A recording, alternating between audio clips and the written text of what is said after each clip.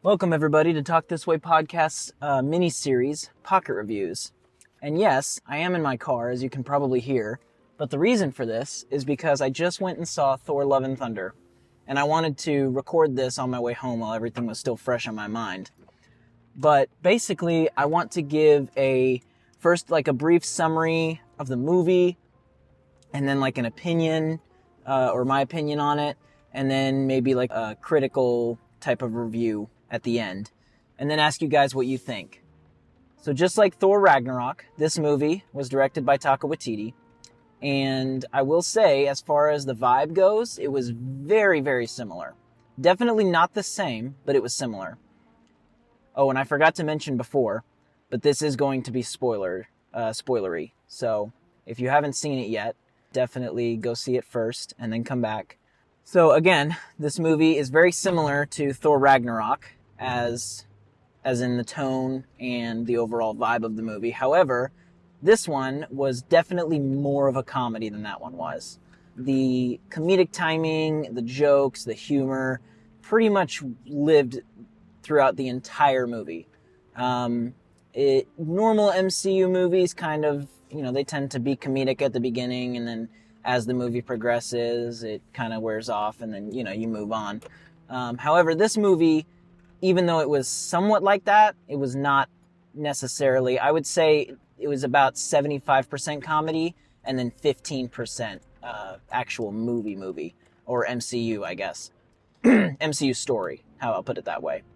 Basically, at the very end is when it it got really serious. But other than that, it was pretty much a comedy the whole way through. Now, with that being said, I didn't think it was bad. And I will say this, and it's a little bit stemming onto my opinion, but the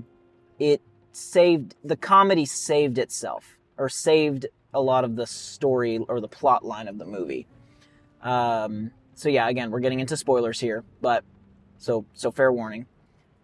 But basically, when you watch the trailer, you see that Jane Foster, which is Thor's ex or girlfriend or whatever you want to call it, is Thor, basically. She gains his power and is able to wield Mjolnir, the hammer. So basically, the way that was explained is, again, this is huge spoiler, so please go see the movie.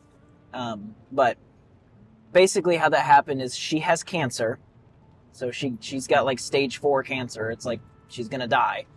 And in the process of her, I guess, 6 months into her having cancer, she is contemplating talking to Thor, reaching out to Thor. Later in the movie, it's revealed that they left on bad terms, so she really doesn't want to do this. And then basically Mjolnir calls out to her. And she goes to where Mjolnir was in pieces, obviously, from getting destroyed by Thor and Loki's sister in Thor Ragnarok. And she walks up to the pieces, which is on display in the new Asgard as a museum piece. And then she walks up to it, and it, shakes a little bit and comes together, and then that's kind of the end of the scene. And then later, she pops down and she's got full-on Thor. She has Thor's powers and everything.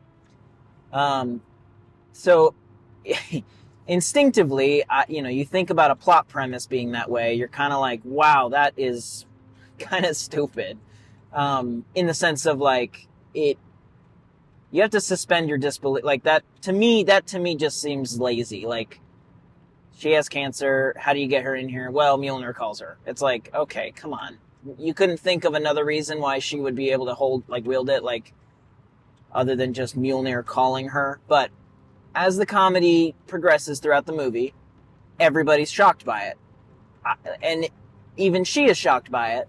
And it's revealed later kind of the reason for it. And, it's not necessarily a dumb reason. It's, it's for a temporary time, basically. I don't know. It still seems really silly, but the movie does a good job of making fun of it. So I think that's where it makes up for it being silly, because it's almost like Fast and Furious. Well, not the newer Fast and, but basically Fast and Furious 2 to Fast and Furious 7. from those Fast and Furious movies, it's kind of like that, where they're not treating themselves too seriously, and it works. That's kind of how this movie is. It doesn't treat itself too seriously, and it makes those things that would normally be a plot hole actually make sense and work. Now, I know you're probably going to disagree with me, because I know a lot of people really, really love that new Doctor Strange Multiverse of Madness, or MOM. But this did everything right that movie did wrong, basically. It still was not the best MCU movie ever, and it freaking sure as shit was not better than Thor Ragnarok, as some people are saying. Not even close was it that good. But it was way better than Doctor Strange. And again, like, the comedy, basically, them taking themselves not too seriously was the crux, or the, not the crux, was the downfall of the newest Doctor Strange movie. They took themselves way too seriously, and that was to their detriment. This movie did not take themselves too seriously, and it worked really, really well. So, some main, I won't even give out that, because there's nothing in this movie that really pertains to the MCU, at least as far as we know. I've noticed that a lot of Phase 4, as far as MCU movies go, they're not doing these leads to next movies, or these leads to, like, future combo movies of Avenger type stuff. Like, they're not really doing that anymore. And I don't know why, and I don't know if there's a plan. I'm praying and hoping that there's a plan, that Kevin Feige has a plan, and that, all the people that are kind of in charge have a plan. And I know they do, but I kind of hope it's a good plan.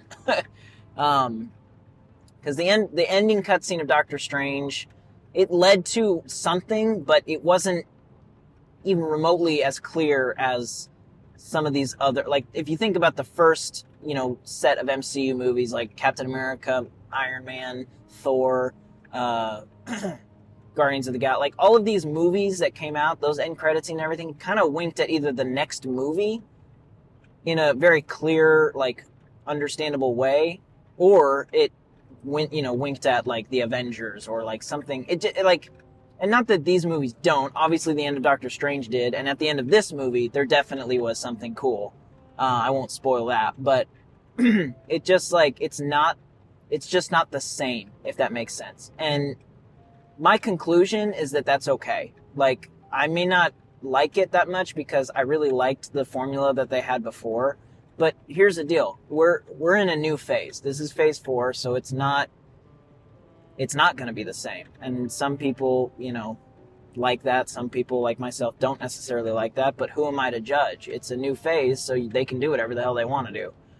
On that note, I would like to also state essentially my rating, or my official opinion of this movie.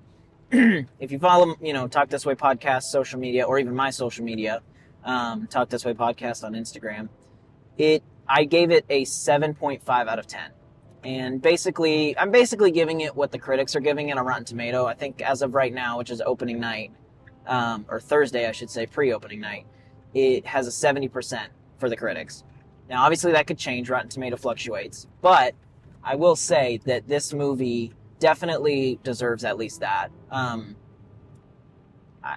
could see an argument made for a little bit higher, but definitely not lower, because I feel like it did really, really well. It was funny, it was kind of silly at times, but it made up for, like, it worked. The action was great. The CGI wasn't bad. There were some parts that you were just like, whoa, okay, kind of a deal, but, again, the comedy and stuff made up for it, and it didn't look that bad. There were some very interesting parts. Parents, if you're listening to this, there is a scene in there where you see Thor's ass, like, bare ass cheeks. And I'm talking about Chris Hemsworth's Thor, not the female Thor, not her. You see his ass. And there's a lot of comments about a giant god orgy. So, if you're bringing your kid to this and they, leave and they're like, Mom, what's an orgy? Just be prepared for that, because that could happen.